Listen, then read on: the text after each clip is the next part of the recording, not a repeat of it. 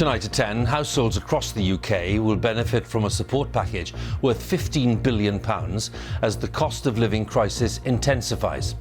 To help with rising energy bills and rocketing inflation, households will receive varying levels of support to cushion the blow.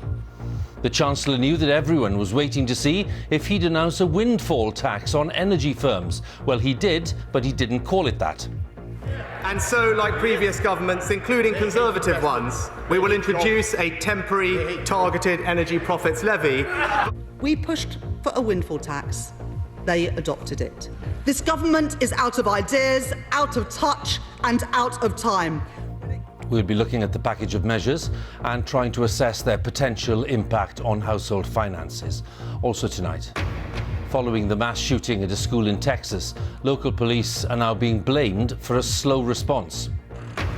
As Russian forces make progress in eastern Ukraine, we have a special report on the drafting of conscripts into Putin's army. And from the palace archives, the rare images of the Queen's life being shared with the public for the first time. And coming up on the BBC News Channel, we have the latest from the French Open with another win for world number 1 Iga Swiatek, but Britain's number 2 Dan Evans is out.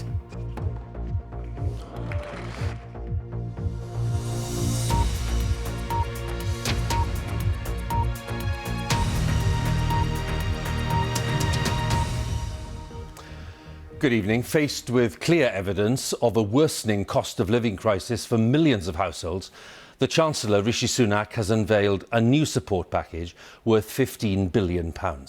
It'll be funded in part by what he called a temporary targeted energy profits levy. In other words, a windfall tax on the energy companies, a policy the government has resisted until now. Now, these are the main elements of the package. All households, regardless of income, will receive a grant of £400 towards their energy bills. The plans for loans, previously announced, have been binned. On top of that, those on the lowest incomes, that's around 8 million households, will receive a one-off payment of £650. And pensioner households receiving the winter fuel allowance will also receive an extra one-off payment of £300.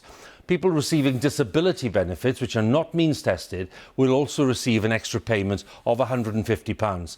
And as we said, part of the cost will come from a temporary windfall tax of 25% on the profits of energy companies. That's expected to raise some £5 billion a year, and it could stay in place until 2025.